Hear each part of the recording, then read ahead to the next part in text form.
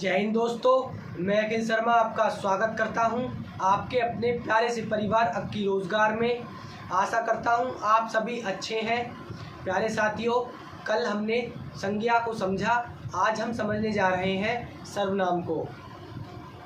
और अब हम समझते हैं सर्वनाम।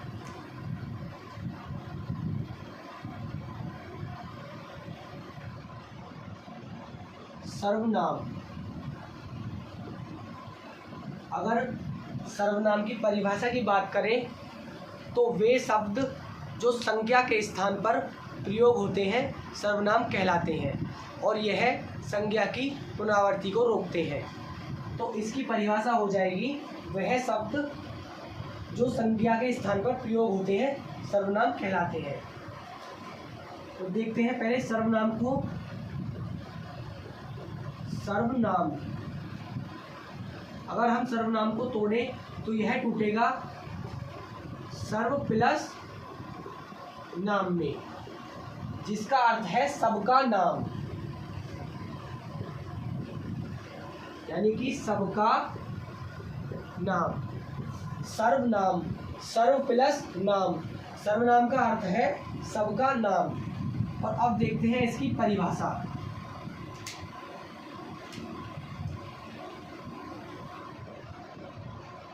परिभाषा, वे शब्द जो संज्ञा के स्थान पर प्रयुक्त होते हैं सर्वनाम कहलाते हैं। लिखेंगे, वे शब्द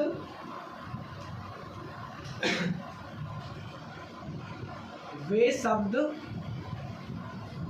जो संज्ञा के स्थान पर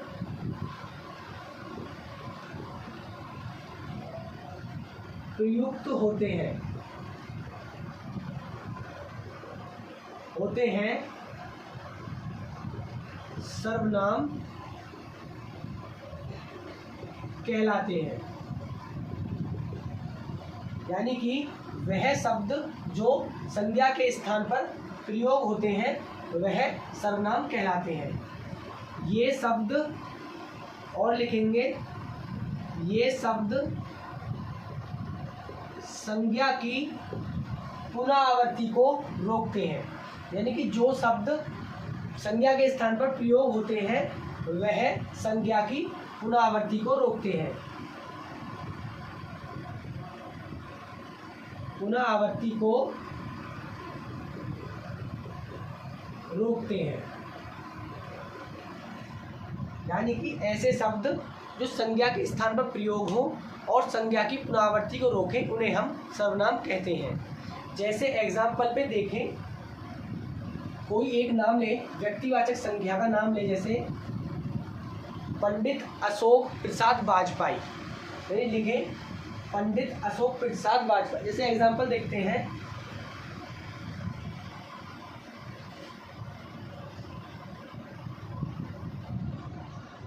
सर्वनाम का एग्जाम्पल, जैसे कोई सा भी एक नाम लेते हैं। जैसे हमने लिया पंडित, हम पढ़ रहे हैं सर्वनाम, और अभी हमने सर्वनाम की डेफिनेशन देखी और साथ ही हम देख रहे हैं उदाहरण, क्योंकि इसकी डेफिनेशन है जो संज्ञा के स्थान पर, जो शब्द संज्ञा के स्थान पर प्रयोग होते हैं सर्वनाम कहलाते हैं और यह संज्ञा की पुनरावृत्ति को रोकते हैं। जैसे हम लेते हैं पंडित,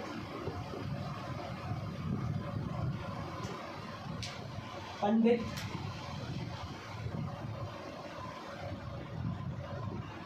विवेक प्रसाद वाजपेयी।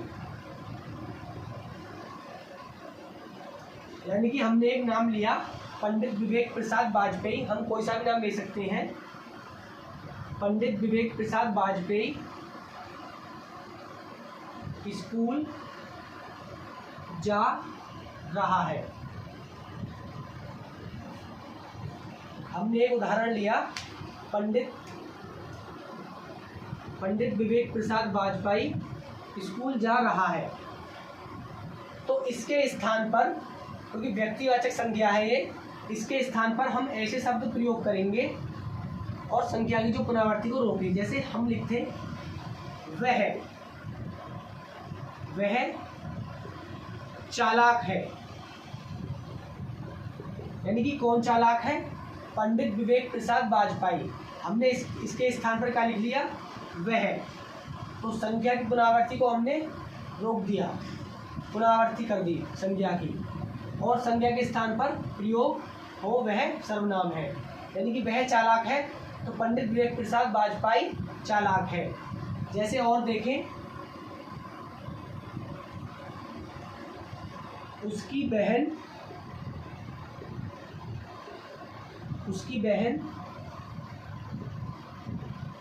बाजार जा रही है। हमने कहा उसकी बहन बाजार जा रही है, तो किसकी बहन जा रही है? पंडित विवेक प्रसाद वाजपेयी की बहन बाजार जा रही है।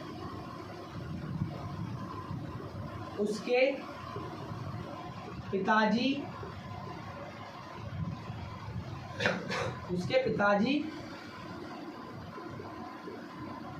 काम पर जा रहे हैं।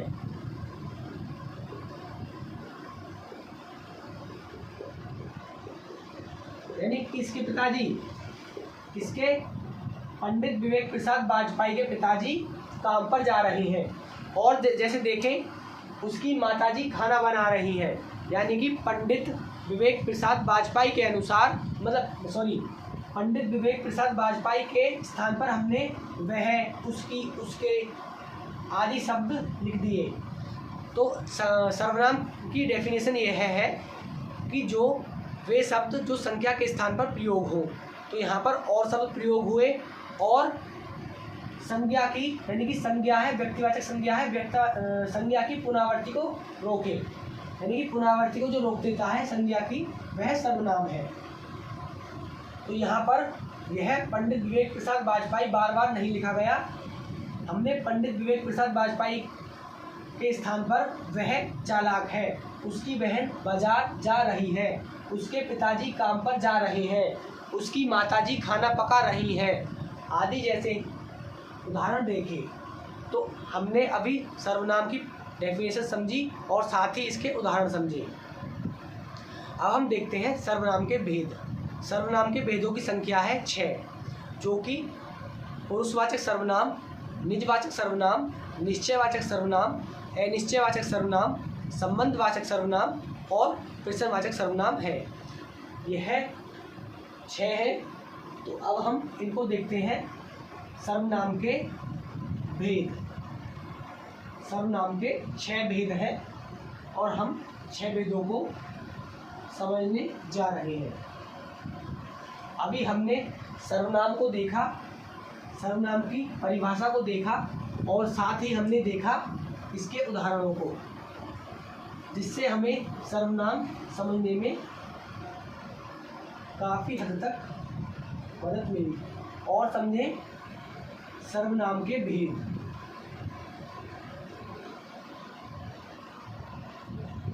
सर्वनाम के भेद। सर्वनाम के कुल भेदों की संख्या है 6।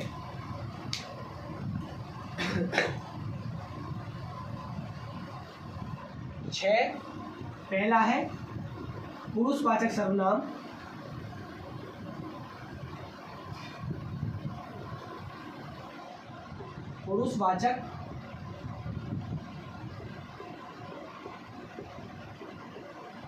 पुरुषवाचक सर्वनाम।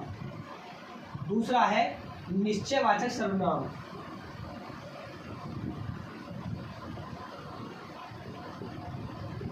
निश्चयवाचक सर्वनाम। जब निश्चय है तो तीसरा हो जाएगा अनिश्चयवाचक सर्वनाम।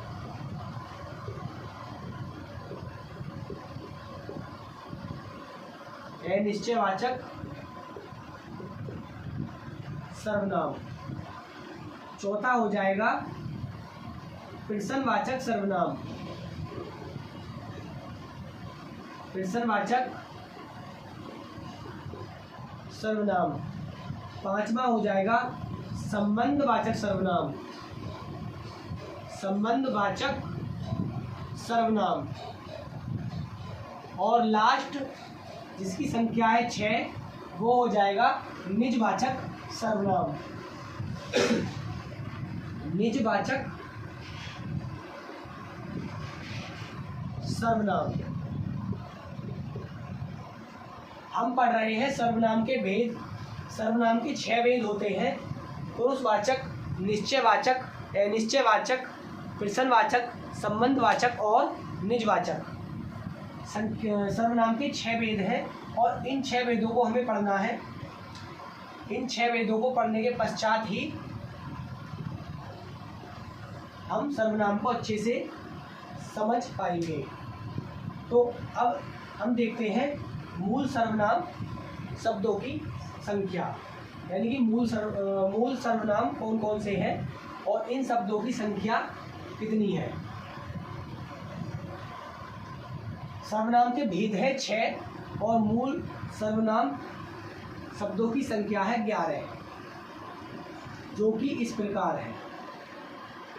तो हेडिंग डालेंगे मूल सर्वनाम शब्दों की संख्या।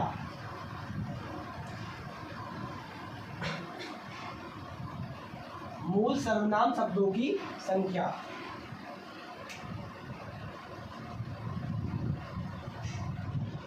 मूल सर्वनाम शब्दों की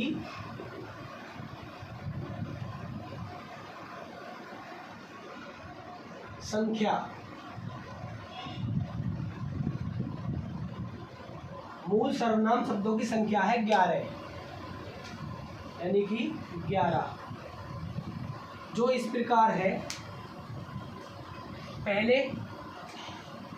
सबसे पहले देखते हैं पुरुषवाचक सर्वनाम में।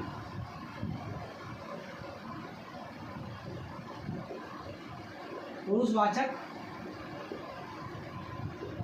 सर्वनाम में जो मूल सर्वनाम शब्दों की संख्या है 11, पुरुषवाचक सर्वनाम में कितनी और कौन कौन से शब्द आते हैं।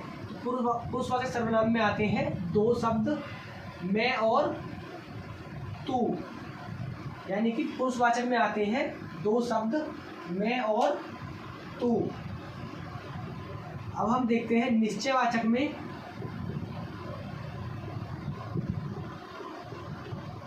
निश्चयवाचक सर्वनाम में, निश्चयवाचक सर्वनाम में भी 2 ही शब्द आते हैं, जो है यह और वह।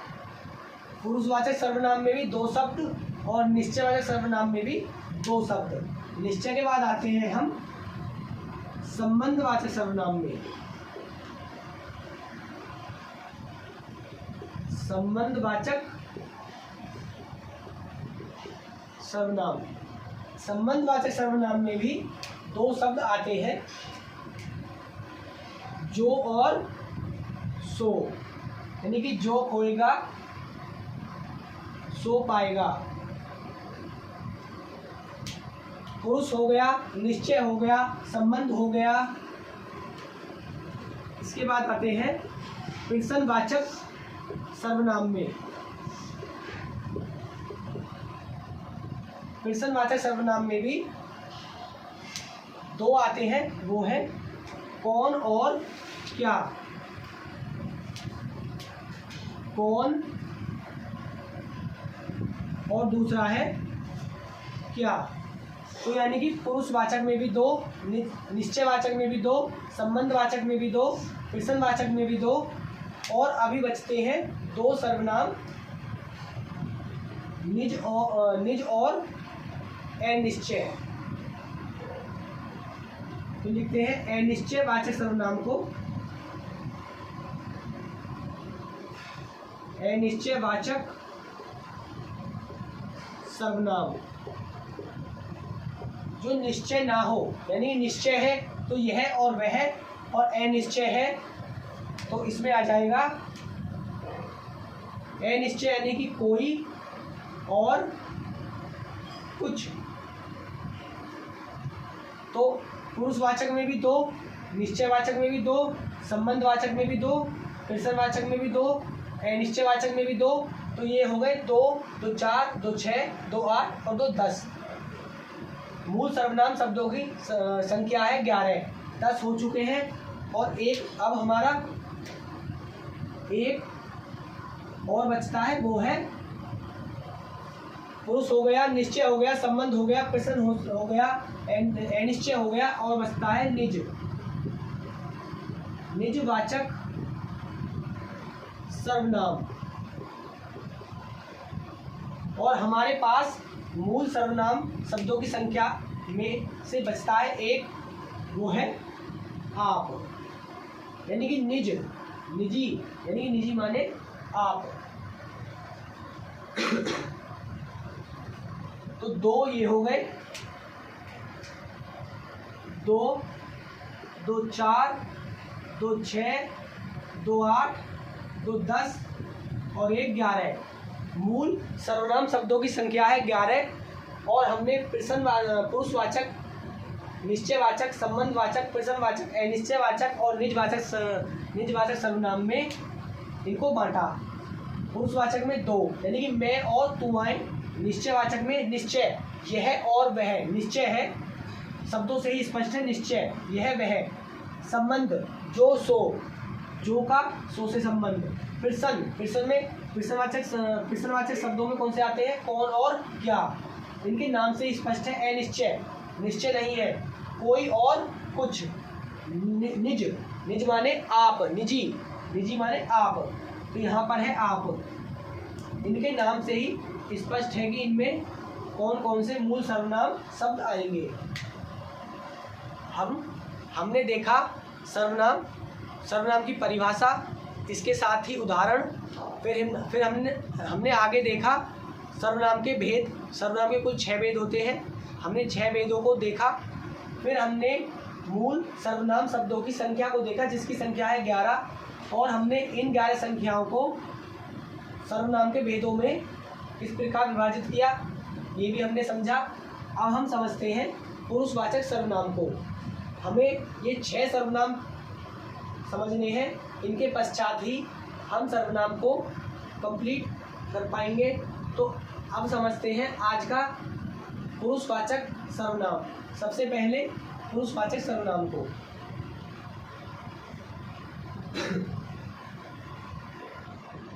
हमारे सर्वनाम में कुल भेदों की संख्या है 6, जिसमें से अब हम सबसे पहले समझने जा रहे हैं पुरुषवाचक सर्वनाम को।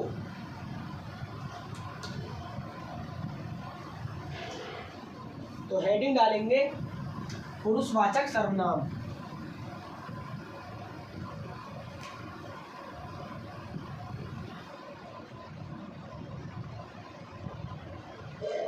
पुरुषवाचक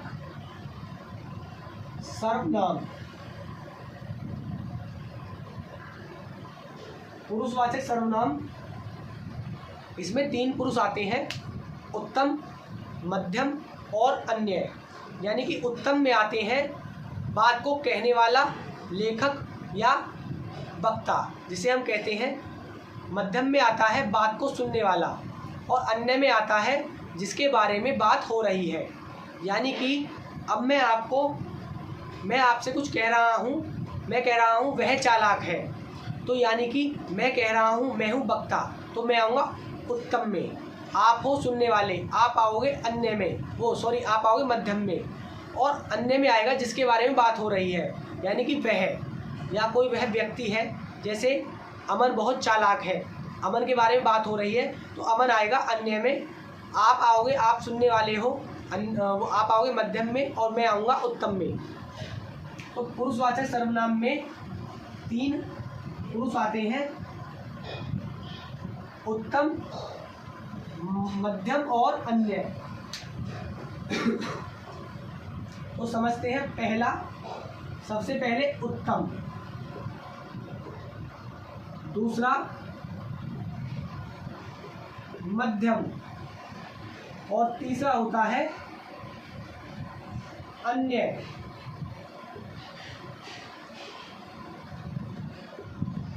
उत्तम, मध्यम और अन्य।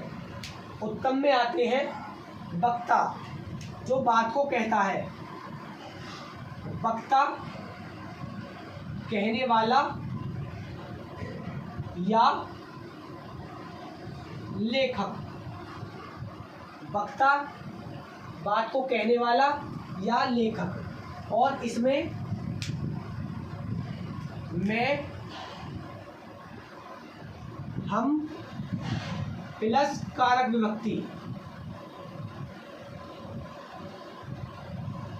कारक विभक्ति यानी कि मैं, हम प्लस कारक विभक्ति। कारक विभक्ति यानी कि मेरा, हमारा, हमें, मैंने, मुझको। जैसे लिखेंगे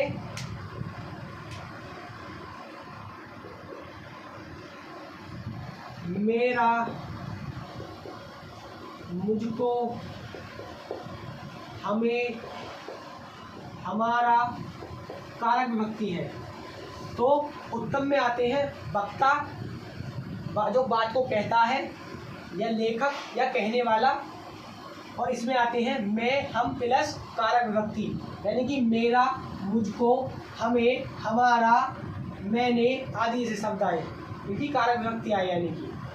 अब देखते हैं मध्यम। मध्यम में आता है जो बात को सुनता है, यानी कि बात को सुनने वाला। इसने तो बात अपनी कह दी, अब जिसने बात कही है वो किसी से कही होगी, वो सुनेगा, तो इसमें आता है श्रोता, यानी कि बात को सुनने वाला। बात सुनने वाला। इसमें आते हैं तू, तुम और आप। तो लिखेंगे तू,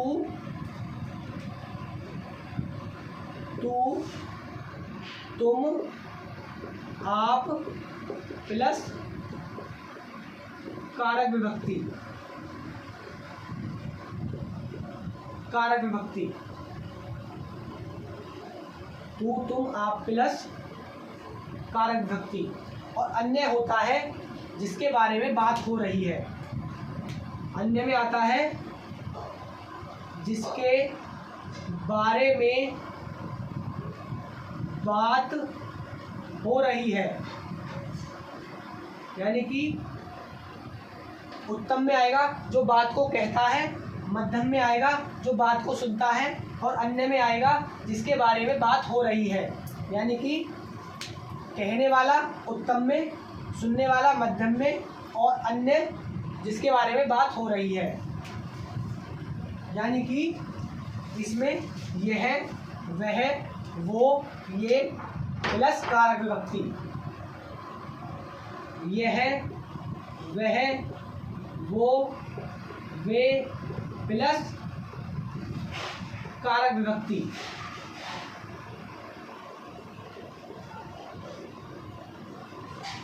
हम पढ़ रहे हैं पुरुषवाचक सर्वनाम को। पुरुषवाचक सर्वनाम में 3 पुरुष आते हैं, उत्तम पुरुष, मध्यम पुरुष और अन्य पुरुष। उत्तम पुरुष में हमने जाना वक्ता कहने वाला, मध्यम श्रोता सुनने वाला जो सुनता है, अन्य जिसके बारे में बात हो रही है। तो यानी कि उत्तम में आता है मैं, हम प्लस कारक विभक्ति। कारक विभक्ति मेरा, मुझको, हमें, हमारा आदि। मध्यम में आता है श्रोता बात को सुनने वाला, तू, तुम, आप प्लस कारक विभक्ति। अन्य में आता है जिसके बारे में बात हो रही है, यह, वह, वो, वे प्लस कारक विभक्ति। अब हम देखते हैं यानी कि तू, तुम और आपका प्रयोग कहाँ कहाँ पर किया जाता है। यानी कि तू, तुम, आप बहुवचन, एक वचन, इनमें से कौन कौन से होते हैं, किसका उम्र में छोटा और उम्र में बड़ा का प्रयोग होता है। यानी कि जब उम्र बड़ी होगी तो तुम या तुम, तू, आप किसका प्रयोग होगा, उम्र छोटी होगी तो तू का प्रयोग होगा, तुम का प्रयोग होगा या आपका प्रयोग होगा। और यह एक वचन होते हैं या बहुवचन। तो सबसे पहले देखते हैं हम तू।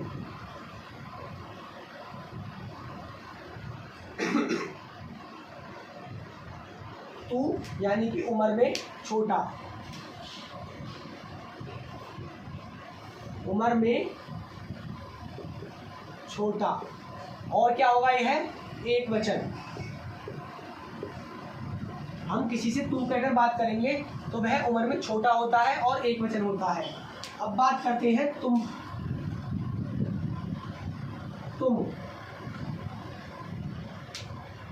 तुम उम्र में छोटा, तुम भी उम्र में छोटा होता है, परंतु यह बहुवचन होता है।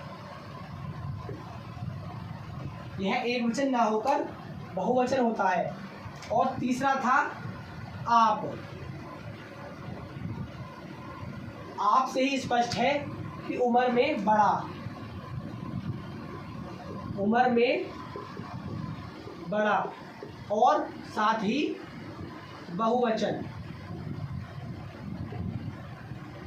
यानी कि जब हम तू कहकर किसी से बात करेंगे तो वह उम्र में छोटा होगा और एक वचन होगा। अगर हम तुम कहकर किसी से बात करेंगे तो वह उम्र में छोटा होगा परंतु बहुवचन होगा। और अगर हम आप कहकर पुकारेंगे उसे तो वह उम्र में बड़ा होगा और साथ ही बहुवचन होगा।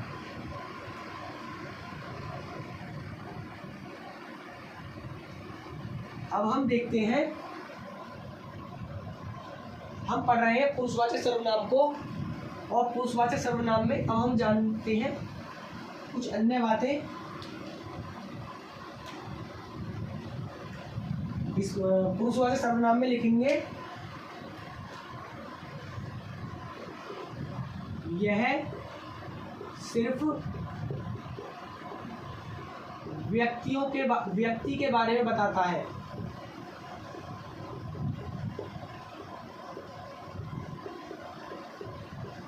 यानी कि पुरुषवाचक सर्वनाम सिर्फ व्यक्तियों के बारे में बताता है,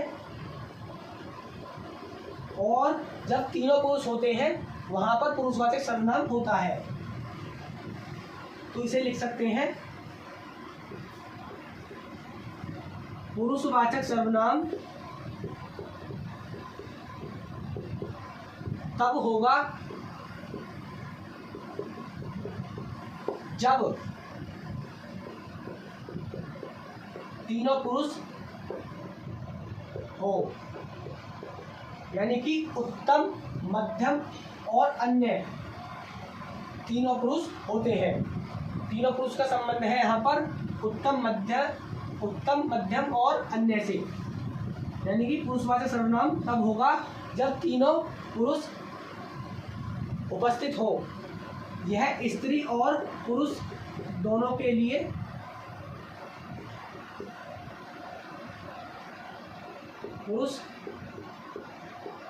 दोनों को बताता है। दोनों, स्त्री पुरुष दोनों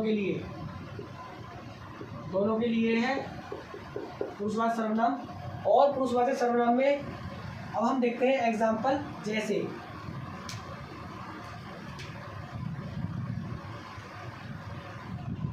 जैसे यह कमजोर है,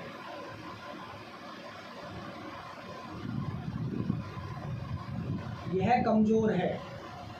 और पुरुषवाचक सर्वनाम में आ जाएगा वह कल दिल्ली जाएगी। और पुरुषवाचक सर्वनाम में देखें, वह अच्छा लड़का है, वह अच्छा लड़का है। इसके एग्जाम्पल हैं यह। हम पढ़ रहे हैं पुरुषवाचक सर्वनाम को। पुरुषवाचक सर्वनाम में हमने जाना पुरुषवाचक सर्वनाम व्यक्ति के बारे में बताता है। पुरुषवाचक सर्वनाम वहाँ होगा जहाँ पर तीनों पुरुष उपस्थित होंगे। यानी कि उत्तम पुरुष, मध्यम पुरुष और अन्य पुरुष। उत्तम जो बात को बताता है, यानी कि वक्ता या लेखक या कहने वाला। और मध्यम में आता है बात को सुनने वाला। और अन्य में आता है जिसके बारे में बात हो परंतु वह संज्ञा शब्द ना हो। तो वहाँ पर एक चीज़ नोट करेंगे आप। अन्य में वह आता है जिसके बारे में बात हो रही हो परंतु वह संज्ञा शब्द ना हो। जहाँ तीनों पुरुष उपस्थित होते हैं वहाँ पुरुषवाचक सर्वनाम होगा। यह स्त्री पुरुष दोनों के लिए बताता है। इसके हमने उदाहरण देखे, जैसे कि वह कमज़ोर है, यह कमज़ोर है, वह कल दिल्ली जाएगी, वह अच्छा लड़का है। और हमने साथ ही इसमें देखा कि मूल सर्वनाम जो इसमें आते हैं मैं और तू, मैं और तू इसमें मूल सर्वनाम आते हैं। और इसके 3 पुरुष है, उत्तम, मध्यम और अन्य, यानी कि तीनों पुरुष जहाँ पर उपस्थित होंगे वहाँ पुरुषवाचक सर्वनाम होगा। उत्तम, मध्यम और अन्य को हम समझ चुके हैं और हमने पुरुषवाचक सर्वनाम को अच्छे से समझा। हम अब अगली क्लास में निजवाचक, निश्चयवाचक, अनिश्चयवाचक, संबंधवाचक और प्रश्नवाचक सर्वनाम को समझेंगे। हमारे सर्वनाम में कुल भेदों की संख्या 6 है। हम अभी एक सर्वनाम को समझ चुके हैं जो कि पुरुषवाचक सर्वनाम है। अब बचे 5 भेदों को हम कल की क्लास में समझेंगे। आज की क्लास में इतना ही, मिलते हैं कल की क्लास में। तब तक के लिए जय हिंद, जय भारत।